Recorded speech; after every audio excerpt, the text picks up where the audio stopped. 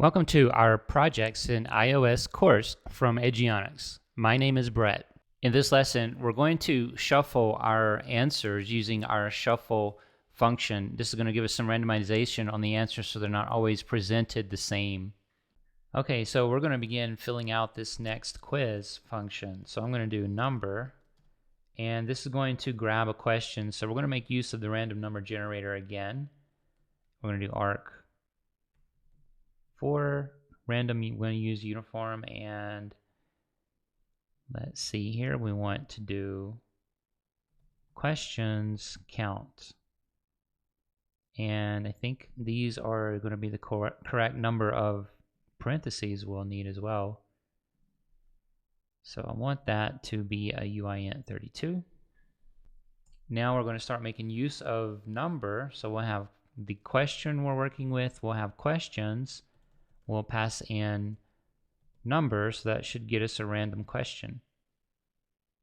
Then we'll get an answer. So we're going to call core data manager and get data. The entity is going to be answers, and we're working with the predicate this time, so we'll go ahead and use that and do an NS predicate like we did earlier. Format, and this is what we're going to do. So we'll have ID in, we're going to pass in a parameter, which is going to be question, and then we'll use answer choices. So it is not liking something. This right here is not spelled. Okay, so the answer choices are passed in, and we actually need to do something a little different. So because we're using ID in, we need to enclose this right here inside of braces. So all of this in braces.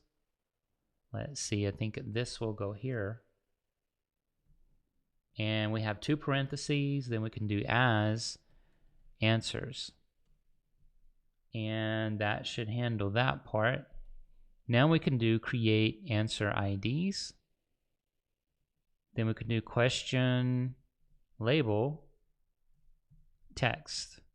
And that's going to equal a question dot question. Next, let's see, we want to assign button text, and we're going to pass in our answer results. All right, and let's see, I think we probably need to do some unwrapping. This right here is not spelled correctly. See, what else is it? All right, force unwrap, and what is going on with this? Another unwrap.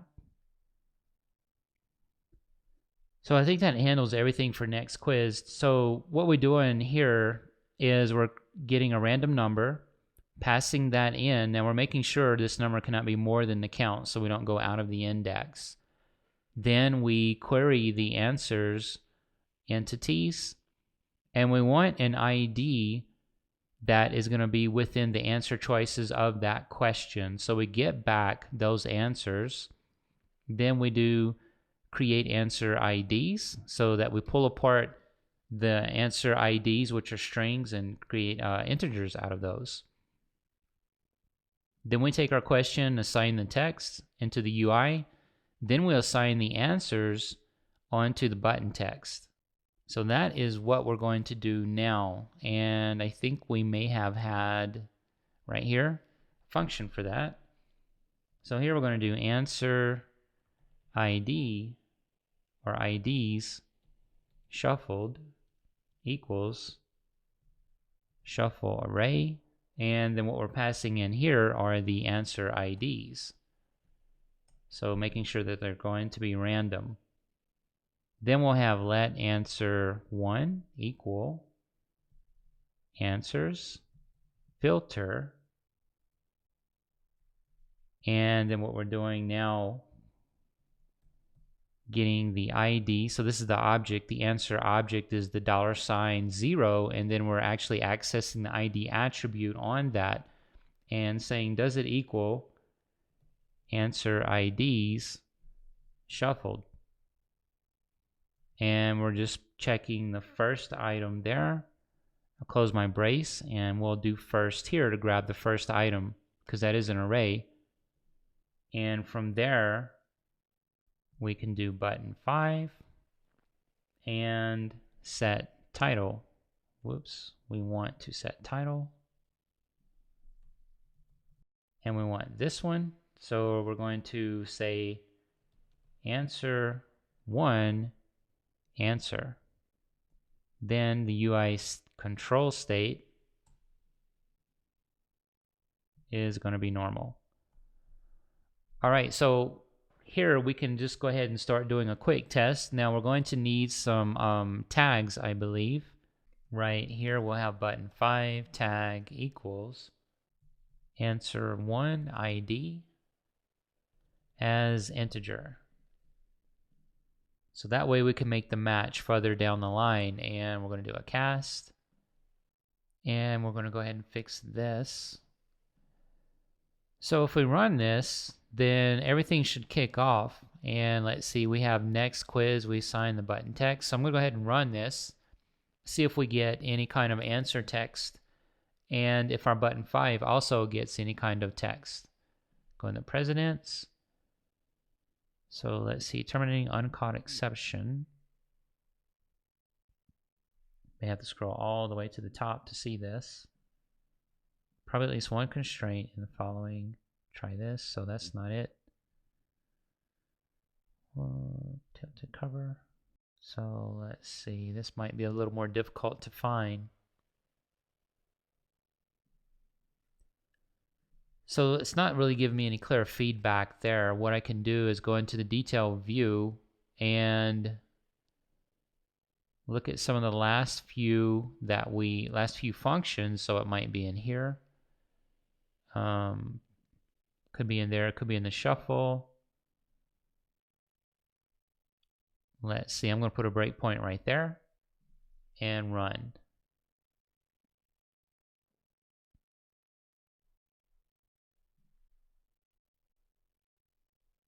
No, that is happening before that. So if I go up here, let's see, detail view. View did load. I think that's all fine. View will appear. I'll put a breakpoint there. See how that works. All right, so move past, so something's happening in there. See, go back to the detail view, questions, category ID. So this was working. I'm not sure now why it's failing. Or it could be here, so we make sure we go here next. So this will test if we actually get past this questions line and then into the next line. All right, so I go ahead. All right, so that is working fine. And step into this. What is the number? 1 right here. And we have answer choices. So that's where it's failing, answer that predicate. So I can remove that. And let's see, go down or up here.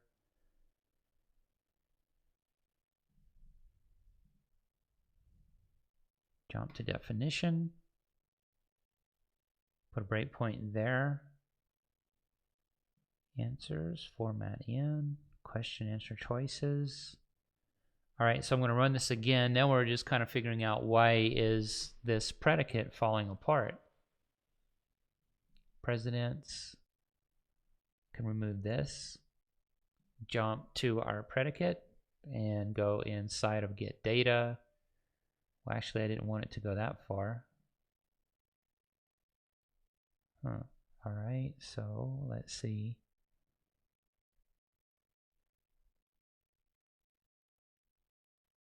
Yeah, we're really not getting any kind of output on why that's happening. Let's see, here it is. Unable to parse the format string ID optional. All right, so go back over here, and it's right here with how these are coming across. So we can see here this optional still coming there. If we force unwrap, that should get rid of the optional. So I'm going to put an unwrap on that. And we can run this again now.